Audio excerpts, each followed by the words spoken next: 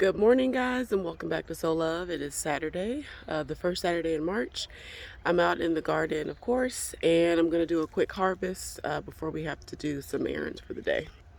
So in my last video, or one of my last videos, I mentioned pinching off the tops of the bloom since it's gotten, the weather has kind of warmed up. A lot of things are starting to bolt in terms of brassicas.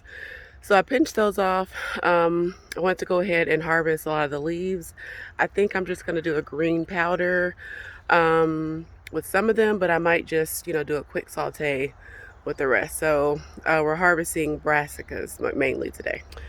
All right, so here are, I think these were cabbages or some type of collard. I'm honestly not 100% sure.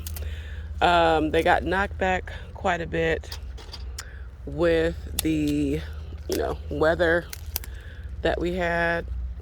So I'm just pinching off from the lower leaves all the way up. And I think I'm going to leave like maybe the top two leaves on, two or three or so, just to see what happens in terms of will they keep producing leaves? If it bolts, I'm going to let it go ahead and do that and just collect the seeds. So just a quick harvest out here. And really, y'all, you definitely want to go ahead and harvest as your food grows, because of course as it warms up, what's happening is a lot of the insect pressure is going to start. So that white butterfly that lays those eggs, the cabbage looper eggs, I'm starting to see that out, right? So, they're doing what they're supposed to do. So, of course, we as gardeners need to go ahead and do what we're supposed to do. This is interesting. This is growing more plants here from the sides. So that's kind of cool. Plants just want to grow, don't they? They'll figure out a way to keep growing and keep producing. So that's pretty cool.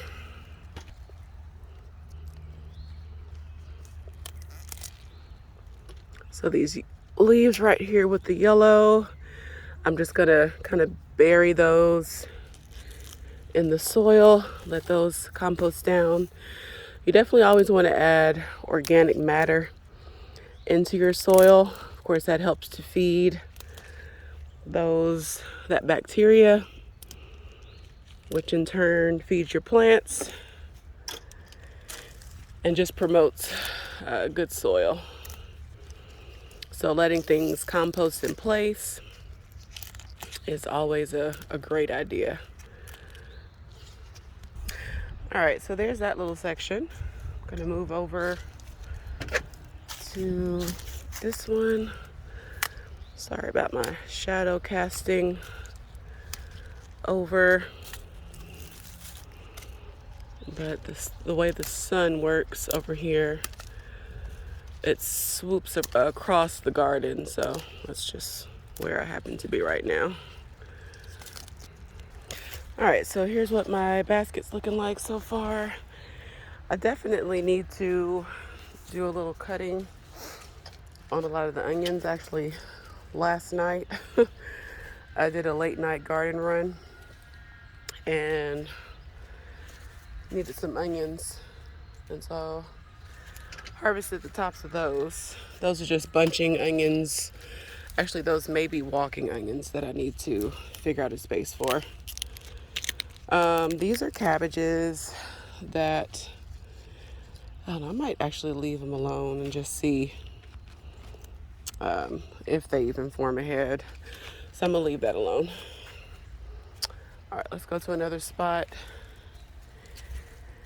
out here. These are Savoy cabbages that had started bolting. The other cabbages had not started bolting, so I'll go ahead and harvest these. These didn't have opportunity to get that big because of that cold weather. So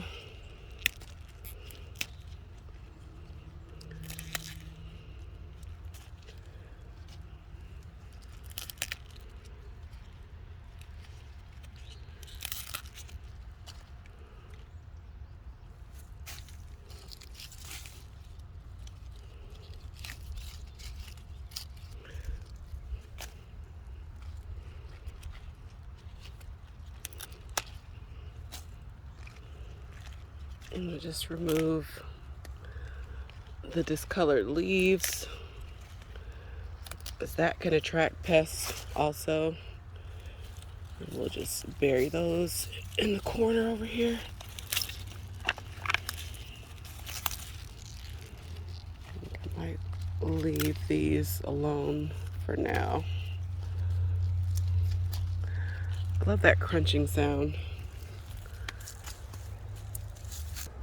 All right, let's go to the next spot over here.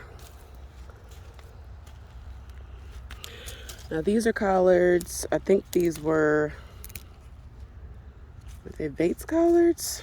I don't think they were the Georgia, but they didn't have a chance after that freeze either. So I love to just let these bolt and get some seeds because the leaves are so teeny tiny. But burying that there. Oh, it does say, okay, southern collards. Okay, so yeah, I'll definitely let those bolt and collect some seeds. Now these guys are covered in aphids. So I'm gonna leave those, honestly. In your garden, you definitely want to have an area or think about considering allowing some plants to, be the main focus of some pests. Because what this is going to do is hopefully attract some ladybugs, because ladybugs love aphids, so they'll start to come around and lay their eggs. That'll increase your ladybug population. There's some other pests or bugs, beneficial bugs, that like aphids as well. So hopefully this will balance out the kind of cycle, right? The life cycle in my garden. Actually, here we go. I don't know if that's actually not a ladybug. Anybody know? I don't know if you can even see it on the fence there, but there's some little bugs on the fence here mating. They look like ladybugs. That might be, I have to look that up. I'm not sure if that's an assassin bug or what. But I'm gonna let this happen and just kind of keep an eye on it and see what happens. They're controlled at this point right over here. And like I said before, when you leave, like things like this on your plant, when things are starting to bolt, that's kind of a sign of stress in your garden, which attracts bugs into your garden. So sometimes aphids can be a good thing as long as they're not like everywhere, right?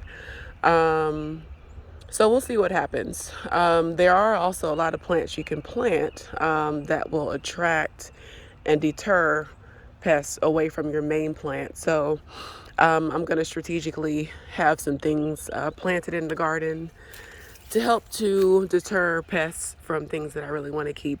And then this could be like a sacrificial pot that I keep to, distract the aphids from the main part of my garden or other plants that I want to keep, and keep them controlled over here. So I'll keep an eye on it and I'll tell you how that goes. All right, let's move on over here.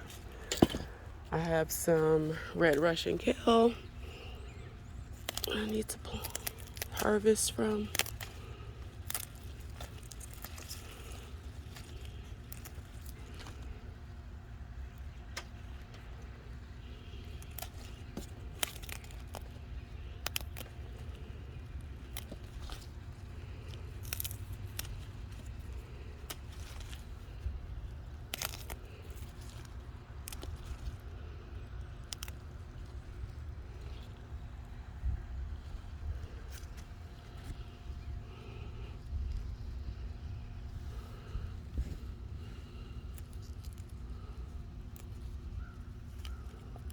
This one's so small, I don't want to harvest a lot. Just gonna get those lower leaves because as they drop, they'll start to touch the soil, and that can attract slugs and other pests.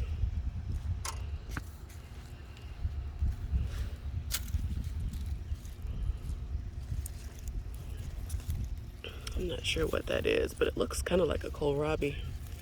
Let's go ahead and get some of these big leaves here.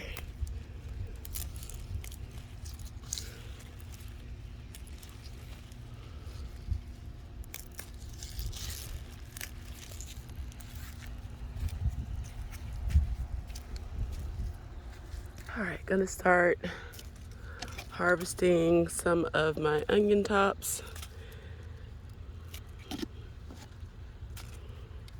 Or green onions, rather.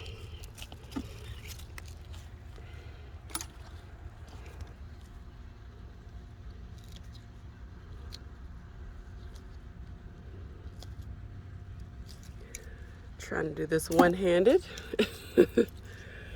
Slows me down a little bit. So here we have a onion, right? It has a hollow stem. This is a garlic, which has a flat stem. I like to harvest the garlic leaves too. They're really, really tasty. As long as you don't like harvest, you don't ever want to just chop it off. Same thing with the onions. Here's another garlic. Let's see if I can just pinch it off. These here are onions that I just popped in from store-bought. So these were like the bottoms of the green onions. Those are growing pretty well.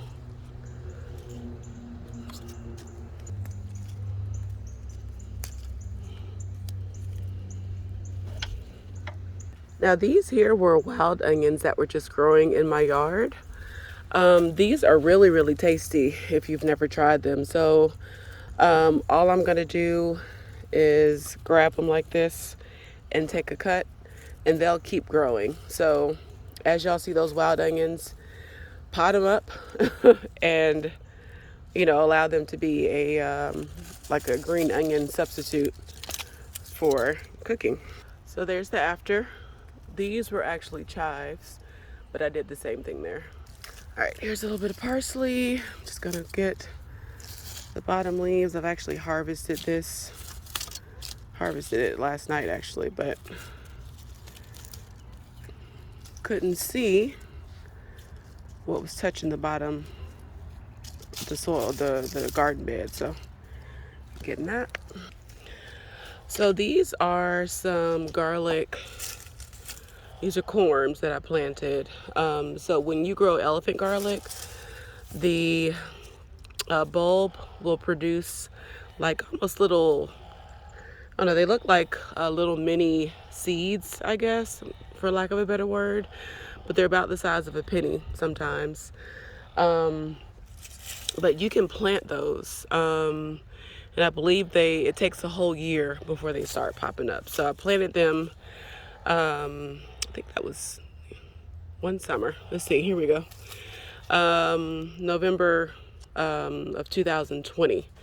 And so here they are coming back there, but they will produce eventually a big garlic bulb, elephant garlic bulb.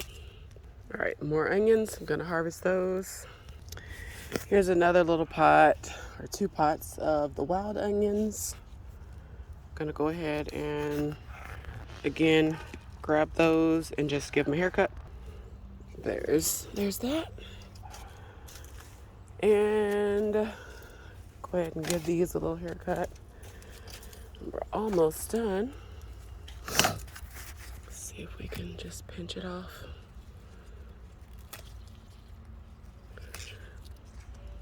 These are planted in here with my grape yaw, and look what's waking up. So I'm very excited about that. We'll see how they do. In an earlier video, I mentioned allowing the grapes to hopefully train along this trellis, and then also provide a nice covering, camouflage for this hoop house that I have here in the garden.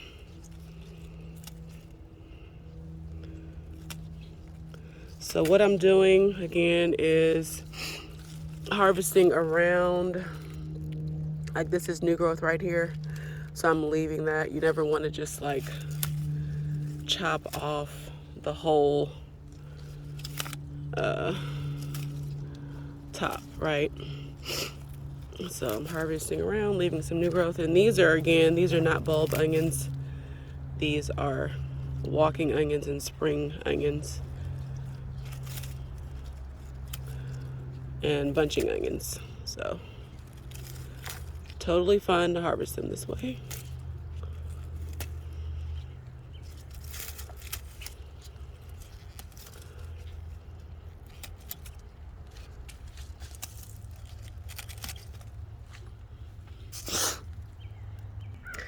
These are more walking onions as well, but I'm gonna leave those there.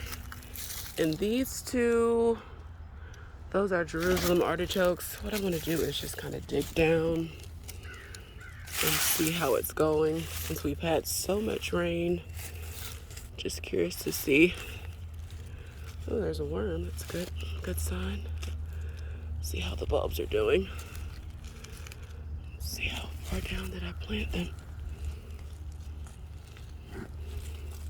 Oh, okay, there's some life right there.